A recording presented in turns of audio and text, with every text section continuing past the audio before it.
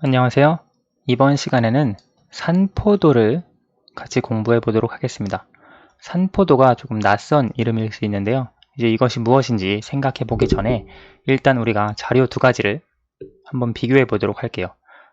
A 음식점에 방문을 한 다음에 고객님들이 평점을 냈는데요. 4점, 2점, 3점, 5점 만점에 이렇게 10명이 평점을 냈고 B 가게를 방문한 다음에 평점을 다음과 같이 냈다라고 가정을 해봅시다. 우리가 전에 배웠던 대표값을 활용을 해주면 지금 A 가게의 평점, 평균은 3점이 나올 거예요. 그리고 B 가게의 평균 계산을 해보면 3점이 나올 거예요. 그래서 만약에 평균을 두 자료의 대표값으로 활용을 해주면 A 가게의 평균도 3점이고 B 가게의 평균도 3점입니다. 그러면 우리가 A, B 가게 모두 퀄리티나 어떤 고객들의 만족도가 비슷한가? 라고 생각을 해줄 수 있는데요. 이 대표값 하나만으로는 구체적으로 어떻게 자료들이 분포되어 있는지 알 수가 없습니다. 예를 들어 지금 이 자료를 막대 그래프로 나타내 보면 이렇게 나타낼 수가 있습니다. 여기에서 보시면 A 가게 같은 경우 2점을 준 사람이 3명이고요. 3점을 준 사람이 4명, 4점을 준 사람이 3명, 그리고 B 가게 같은 경우 1점이 2명, 5점이 1명, 3점, 4점이 3명, 그리고 2점이 1명. 그래서 평균은 둘 다 3점이었습니다.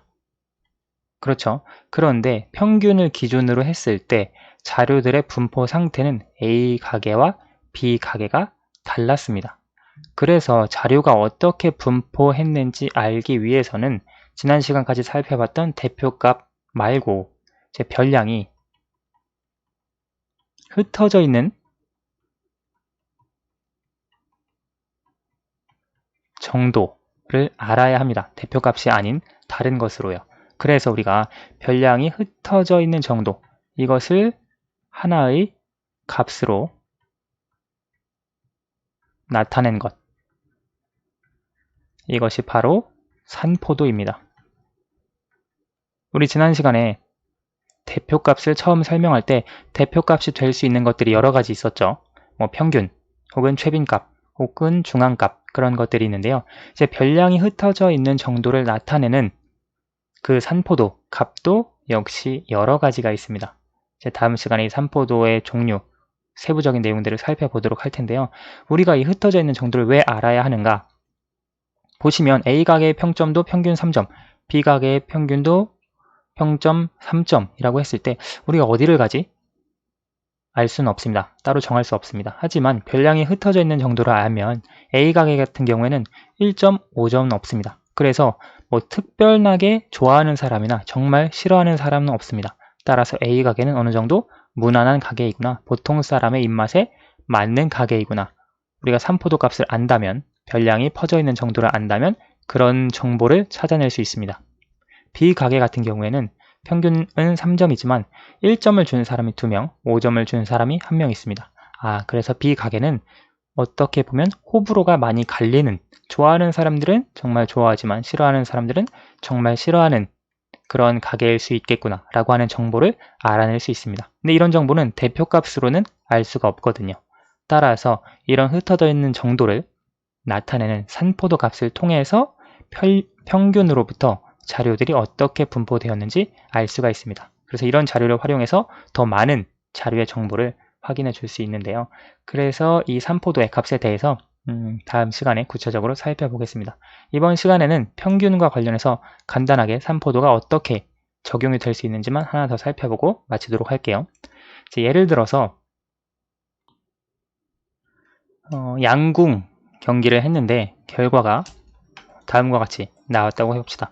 제 화살을 10번 쐈는데 A라고 하는 사람은 다음과 같은 점수가 나왔고요. 10점 만점이죠. 양궁이. B라고 하는 사람은 다음과 같은 점수가 나왔다고 해봅시다. 자, 그러면 우리가 A와 B 중에 감독으로서 한 명을 선수로 뽑아서 이제 나가도록 선발해야 하는데 우리가 좀 어느 정도 실력이 일정한, 기복이 심하지 않은 선수를 뽑고 싶어요. 그러면 어떻게 뽑아야 할까요? A 같은 경우 우리가 이것을 계산을 해보면 평균은 5점이 됩니다. 평균 계산하는 방법은 아시죠? 자료를 다 더한 다음에 별량이 8이네요. 8로 나누면 5점이 됩니다. B 같은 경우에도 평균은 5점이 됩니다. 따라서 평균적인 기록만 보면 뭐 A나 B 누구 뽑아도 상관없을 것 같기는 해요. 그런데 A의 기록을 한번 보시면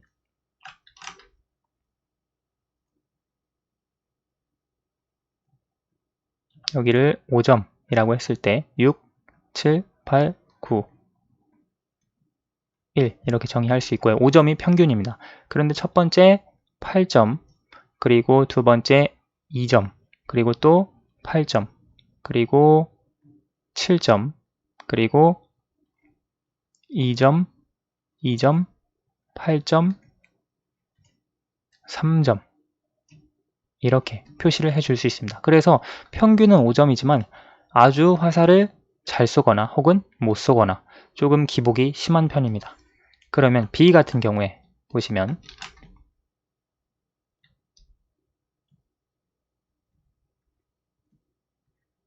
여기를 5점이라고 했을 때 4점, 6점, 6점, 5점, 5점, 4점, 5점, 5점. B 같은 경우에는 평균이 5점이었습니다. 그런데 평균 근처로 거의 다 모여 있습니다. 그렇죠. 그래서 만약에 선발을 하는데 좀 안정적인 선수를 뽑고 싶다. 그러면 우리가 B를 뽑아서 경기에 내보낼 수 있습니다. 그래서 우리가 대표값만으로는 알 수 없는 정보들이 있습니다. 평균을 기준으로 해서 자료들이 어떻게 펼쳐져 있는지 그러한 것들을 알 수 있는 것이 바로 산포도입니다. 그래서 산포도에는 어떤 것들이 있고 구체적으로 그 다음에 어떤 식으로 구할 수 있는지 다음 시간에 구체적으로 살펴보도록 하겠습니다. 오늘은 여기까지 하도록 하겠습니다. 감사합니다.